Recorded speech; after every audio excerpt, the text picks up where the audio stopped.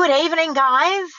You've got Mr. and Mrs. Novak, the Novak duo, Novak Live. It's Monday night. It's 8 o'clock. Here we are. Hey. Yes, we've got a fun one for you tonight. We get asked a lot from buyers, especially in this red hot market, as to how buyers can buy properties when they turn up to these open homes. And sometimes, Mark, there's been, I've heard reports lately, 70, 80 buyers waiting at open homes. As a buyer, you must turn up and just be like, how am I ever going to buy a property? It's tricky. So we're going to give you guys our 8 top tips this evening. The buyer frenzy and how to help you through it. Naomi Young, how are you, legend? Oh, I hope you're doing well, Gnomes. Hope you're doing well. Just all for Naomi? Yes. Okay. Absolutely. Let's get into it. There's Naomi, a buyer. So Naomi was a vendor. Sorry, Naomi, if I'm embarrassing you. Naomi was a vendor that I sold for after another local agent couldn't get Naomi sold. 4 months on the market. I ended up selling her property within 48 hours. True story. And then Naomi had missed out on a property that she wanted to buy up the coast. And I said, don't you worry. We're going to find you a property, put it out on my Facebook page, and found her the gun property, absolutely gun property. So it's interesting that Naomi should pop up, because tonight, guys, we're talking about how buyers can buy properties, particularly when it's a red hot market. We're going to give you our 8 top tips. Here they are. You ready? And g'day to Amanda Dalgetty. Hey, Amanda. Hope you're well, darling. Hope you're well. Ex-Novakian and absolute legend. Absolute legend, without a doubt. All right, here we go. From the top, guys. We've even written notes. We're so organised. We're not usually this organised, but we are tonight. I'm always the ad hoc one, and Lisa's the organised one. So there you go. There's the notes. Just for the record, order, chaos, order. There we go. Hey, Anmol, hope you're well. All right, guys, number 1 top tip. Let's go. Don't wait for the right property to come. The amount of buyers that we speak to, and they're like, oh, I'm just going to wait and see what else comes on the market. And then they end up missing a flurry of great properties. So, when do you buy the right property? You buy the right property when you find the right property. That's when you buy the right property. Wouldn't you agree, Mark? And also, you're never going to get out of 10 with your property. You've got to, got to get as close to, and I guess you're going to get a good cross-section. You'll go out, you'll see more than what real estate agents will see. You're going to see in that price range, in that suburb, everything, 10, 20 of those types of property, maybe 30, 40 properties over 3 or 4 weeks. So choose the best one, make it work for you, and off you go from there. Absolutely. And again, if it ticks 7 of the 10 boxes, you found the perfect property. The amount of buyers that walk in, they're like, I don't know, like it's just, I love everything about it except for the kitchen. It's important, guys, to understand that you're never going to walk into the property and go, this is it, this is the one, I finally found it. The amount of buyers that we deal with, and I'm always saying to them, if you can get 7 of your 10 boxes ticked, you found the right property.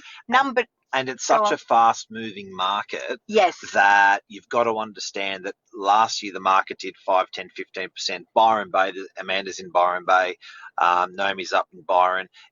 That market's probably moved 30%. So on $1 million, now that's an extreme. I won't use that. But say the market does 10% this year, and say you've been looking for the perfect property. On a $500,000 property, 10% means 50 grand. That's 5,000 a month. That's going to be moving every single month. So time is also of the essence. Over to the next one. Okay, next one. Move fast. Now, I reckon this is the number 1 mistake that I see buyers make. They don't move quickly enough, particularly when it's a red hot market. So they walk away, they go, look, we're going to have a little think about it. And then I will say to them, guys, I'll just let you know, like, we will likely be done and dusted by the end of the weekend. And then they call on Wednesday and say, okay, right, we're ready to make an offer now. It's like, okay, well, we exchanged over the weekend. So move quickly. Get your solicitor or conveyancer lined up. Have your broker lined up. Obviously, open day, the big show day in real estate, Saturday, a lot of solicitors and brokers do not work on the weekend. Make sure that you've got these guys lined up so that you have them there in the event that you want to put in an offer and you need their advice. Right? Next one, free. what's free and going to make the biggest impact, and that is putting in an offer. So people feel very non-committal. They feel very shy. They feel like they're maybe letting the buyer on, letting the agent on. But don't be shy. Stay dry. Get your offer in verbally to the agent and work with the agent. Now, getting that offer in, a lot of people are like, oh yeah, but they're almost like thinking 20 steps ahead. Don't. Just get that money on the table under the agent's nose and ask the agent what the owner would accept. It's a really simple and a great question, and it means it also, rather than throwing an offer and demanding a response, it's sort of working with the owner or working with the agent by asking what they'd accept. The other thing is, a lot of buyers don't realise that putting in an offer actually does not commit you to the property at all. You can put in an offer. You can put an offer in on 10 different properties and not buy a single property. So if you like the property, particularly in this kind of market where it is a red hot market and property is flying out the door again, put in offers on multiple properties. So at least you've got your foot in the door. All right. Now, verbal offers, definitely. We do need offers in writing. You can put offers via text, or you can send them to us in an email. All right. But we do need your offer in writing. Don't get too caught up on the conditions. I'm always saying to buyers, they're like, oh, we need a 10-week settlement and we've just got a 5% deposit. It's like, guys, let's get there on the price first and then we'll work out the conditions.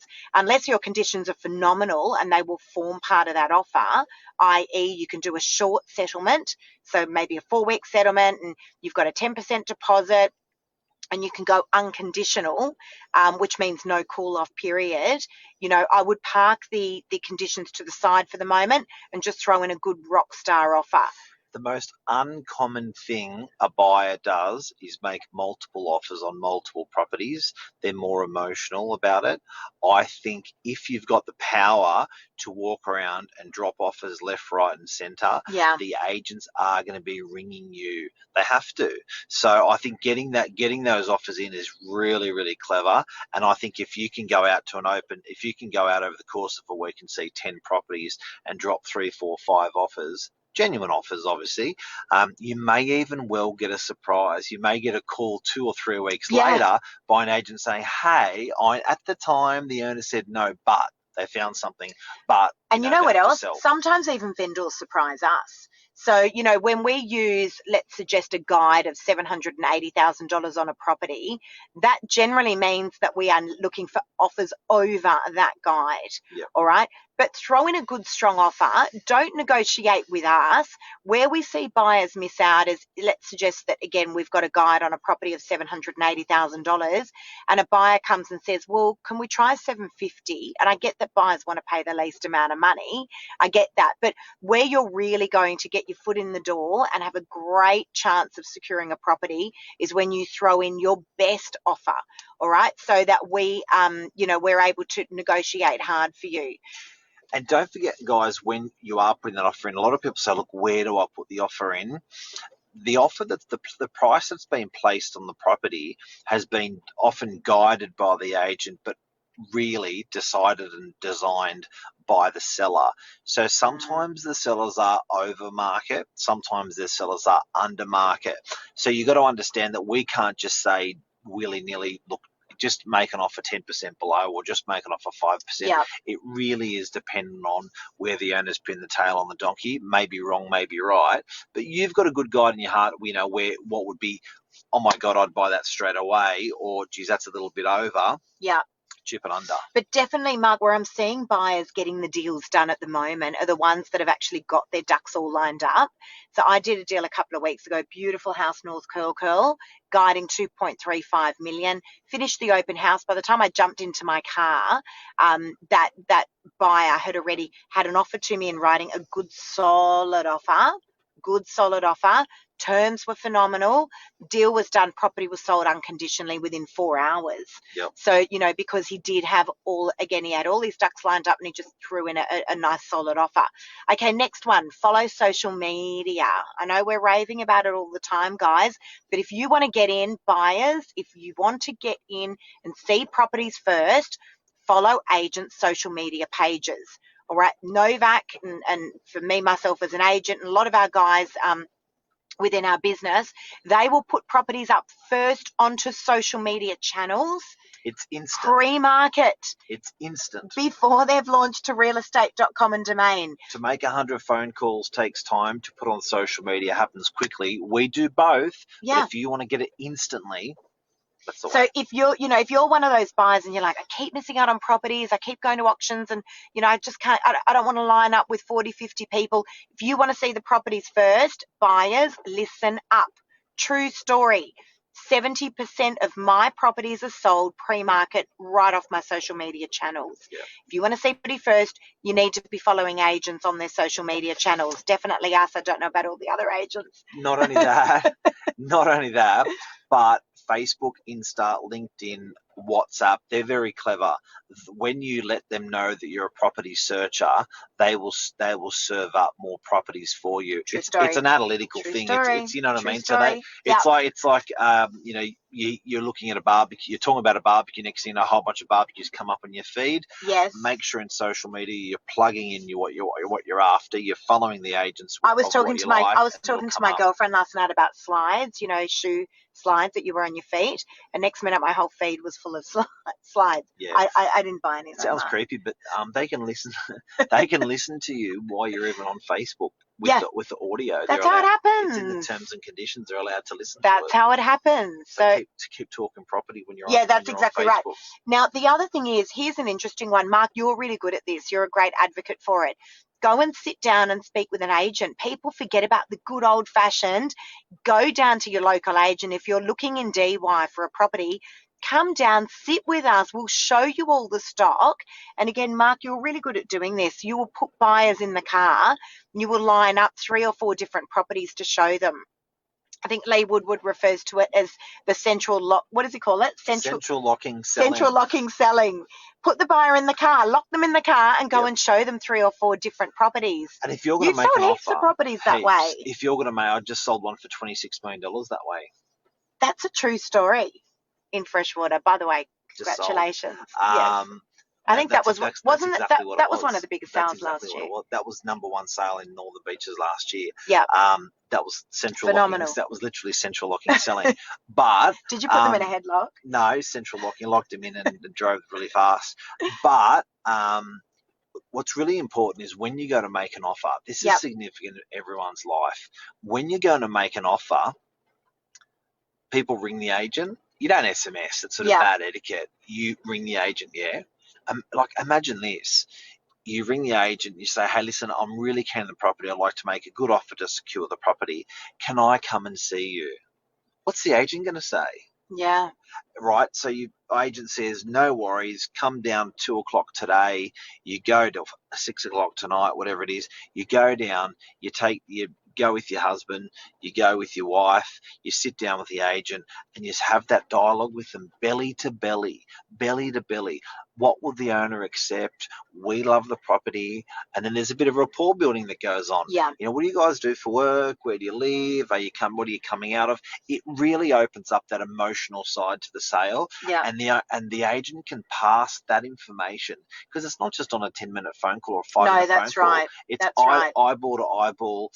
You have great conversation, and the agent can not only take your offer, but all of the information he's learnt about you to the owner and make it more warm and fuzzy. So it's going to make it a more emotional selling for a seller. Some owners are emotional, some are not, some are, so it may appeal. I think it's also important for us to cover, and this is not here in my notes, which I don't usually write notes, but I did tonight because this is a really important topic. But there's 2 ways that buyers can buy property. I don't think that people realise that. There's one way where what we call unconditional, which is where the purchasers. Like love. That's right. Yeah. Where the purchaser's solicitor will issue what's called a Section 66W, which means that there is no cooling off period. The property is purchased and it goes unconditional at that time of exchange. Okay, that's number 1. That's usually done with a 10% deposit or 5% if negotiated. Yes. The second way is on a cooling off period. Now, here's what a lot of buyers don't realise, and rightfully so. You can purchase a property if the vendor agrees with a 0.25% deposit. That is 0.25% deposit. All right. So it's a few $1,000s. Let's suggest we're talking about $750,000 apartment. You're talking about a 0.25% deposit. It's about $2,500. That will secure the property for you once we exchange on a cooling off period. Now, a cooling off period is usually 5 business days. It can be 10 business days if negotiated, all right, if both parties agree. So a 5-day cool off period will allow you to get your due diligence done. What does that due diligence look like? That due diligence means you will get your finances. Usually you've got your finances conditionally approved, but you could get you usually at that stage you would get your finances unconditionally approved during the call off period. You would get your contract reviewed by your solicitor or conveyancer. You would get strata reports reviewed, pest and building reports done, that kind of stuff. Right? A lot of buyers do not realise that. Don't be shy about the good old cooling off period, guys. Yeah. It's people are people feel like it's they're purchasing $1 million property in one foul swoop, but having a cooling off period means you can stage the purchase and take time. Talk to your lawyer, talk to your banker, and even if someone else offers 100,000 more, 10,000 more, 5,000 more, the owner cannot sell it to anyone else. They are contracted to you. Correct. It's for 0.25%. Correct. That's not a lot of money down for that. Absolutely. So, that's critical to know. There's 2 different ways of purchasing property. One is with a cooling off period with a 0.25%, and the other one is where we go unconditional and you get your solicitor or conveyancer to issue what's called a Section 66W with a 10% or 5% deposit that could be negotiated. Now, here's the other thing. All terms are negotiable. So even if you've received a contract and it states on the front page of a contract that the vendor wants a 42-day settlement, which is what we call a standard settlement, 6 weeks, it's all negotiable, guys, all of it. So if you may need a nice long settlement, you haven't sold yet, or you're after a short settlement, or you need a longer cooling off period, or you want a smaller deposit, that is all negotiable as long as both parties agree. And don't forget, price is not that important.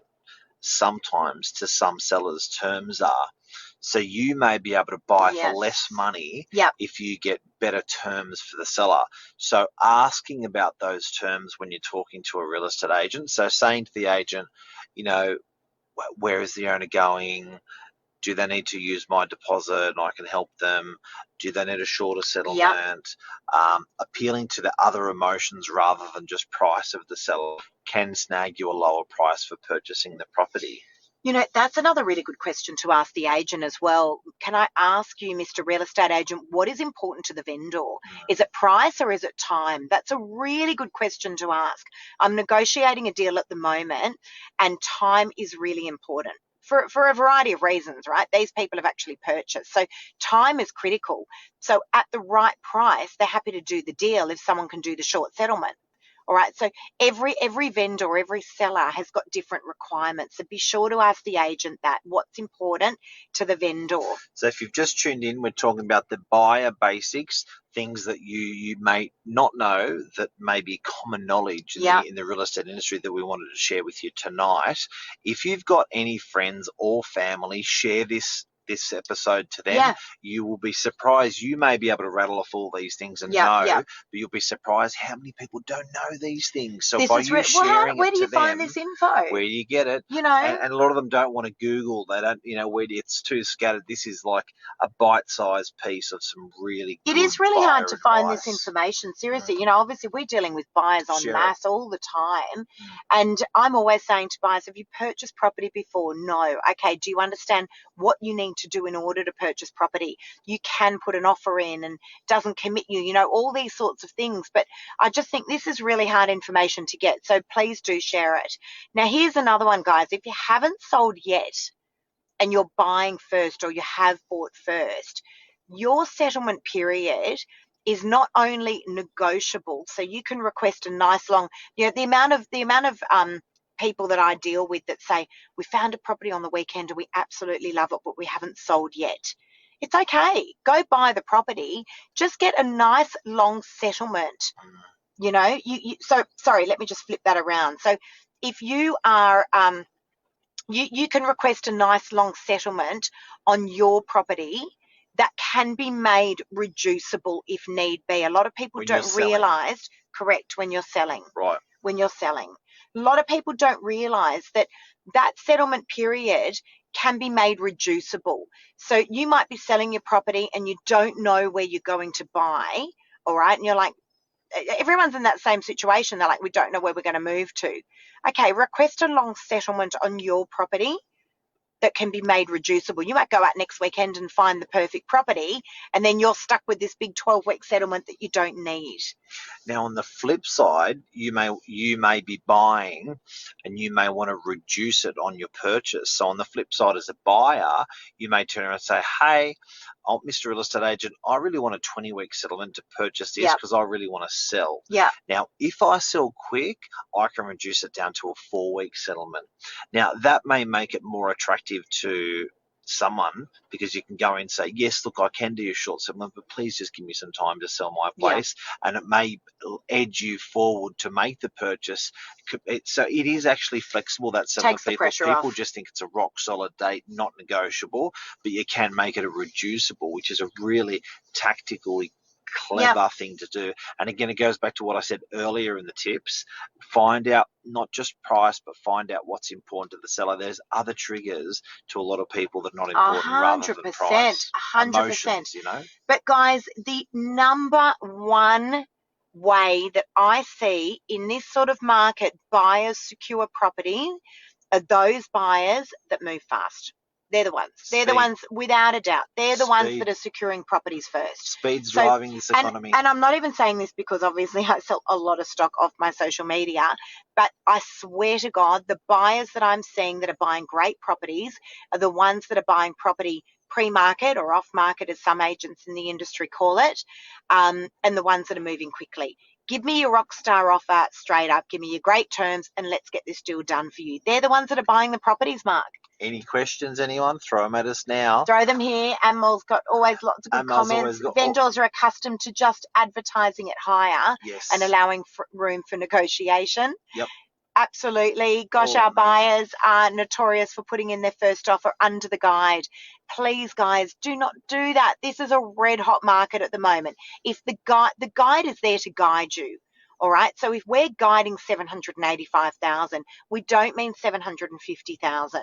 Okay. That is not going to get you anywhere. Not in this market. Yes, we do have to disclose those offers to the vendor, but I can tell you now, when we've got 4 or 5 other offers coming in that are significantly higher, you're not going to stand a chance to be able to secure that property. All right. So move swiftly, be smart, apply common sense, and let the agent guide you. Let the agent guide you. Yeah, trust the agent, because then they will trust you. Do you know 100%. What I mean? So even if you don't trust them, appear to trust them. No, trust the agent. You know what? The industry is actually really good. We're so regulated, Mark, as well, guys. You've got to understand that. Like, we're extremely regulated. You know, for agents out there, and I don't really believe that it happens anymore, but for agents out there that are guiding well under that market value, you know, we get in trouble. We're heavily, heavily regulated as an industry. Trust in the agent. Yeah. Ask another agent, you know, ask a friend, ask advice, ask your solicitor, ask around. Hey, that's a really good one. Before we sign off, a great tip is to ask the competitor. Ask the competitor, and bear in mind they're the competitor, but ask them about other properties that you may like that they don't have, that another agent has, and they will give you the rubbish on it. So if you want to find out the prickles on something, talk to a competitor. Also, knock on some doors of some local properties. Oh my God, I love that. Knock on some doors of some local properties. If you like a unit block, buzz the units, two or three units downstairs. I'm always telling my buyers to do hey, I'm just about to buy this unit. Just want to say, people would love to know you because you're going to be a new buyer. They would love to tell you about what they love and don't love about the building. Everyone loves giving their opinion. So knocking on adjoining lots. If it's a house, street of houses, the house either side, couple doors down, the guy across the road will always give you the great goss.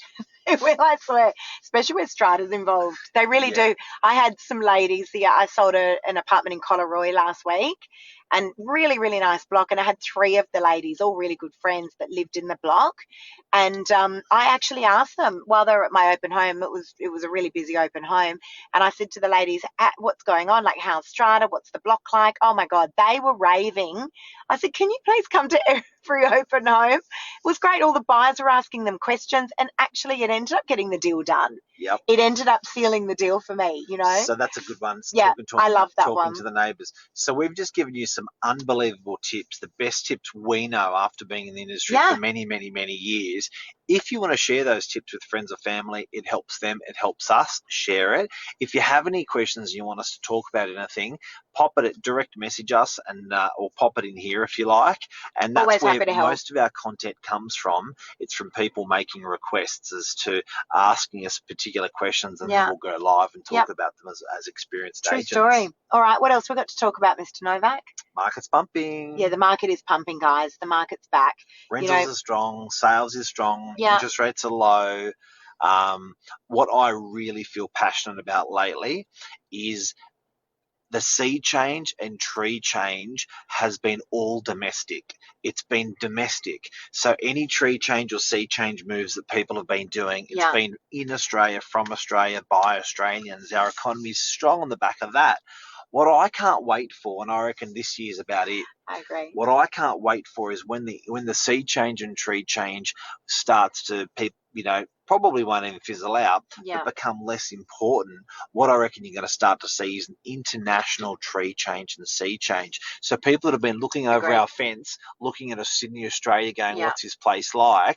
Thinking about a Sydney, Australia for 3, 4, 5, 10 years, whether it's Chinese, Asian countries, whether it's American countries, whether it's UK, places like that, they are going to say, we don't like where we are anymore. Like if you're an American, if you're thinking of going to live in America, that's probably off the cards at the moment, given what's been happening lately. So you're going, I'm going to Australia. So we're really passionate about that. I mean, I know of people that have been living overseas and have moved back here. So we're starting to see it already. I mean, Australia as a country has looked really good right through COVID. Yeah. I was talking medically, financially, phenomenal. Citizens. I was talking to someone. I've got a client overseas in Switzerland at the moment. She's actually got COVID, and I was having a chat with her, and I said, we this was last week, and I said to her, we had like 6 cases I think today, and she goes, do you mean 6,000? And I said, no, 6. And she goes, 6 cases, oh my God. She's in Switzerland. I mean, they're not doing great over there, but it's interesting, and she's considering moving back to Australia because of how bad it's been over there. Yeah, so 2022, 23, 24, I think they're going to be big years for Australian property market, because the international sea change and tree change will begin. They will come. They will love it. I agree. And we've already seen the sea change and tree change domestically, and it's helped our economy. 100%. But that aside, I can tell you now, guys, the market is absolutely pumping. These are not 2 real estate agents trying to talk the market up. The market is pumping, and I don't think it's going to calm down anytime soon. I really, really do not. I reckon we're going to see an increase of about 12 to 15% this year. We've got to go, because I just saw a message come through Lisa's phone from our daughter saying she wants to play Uno. I love Uno. Come down, I want to play We're coming, Uno. Jade, we're coming. Come down, it says come down and play Uno. We're coming. We're coming. All right, guys, that's it from us. Thank you so much. We appreciate all your support. We appreciate you tuning in. Hope everyone's well. Take care. Lots of love. That's it from us. See you. Love you. Bye. See ya.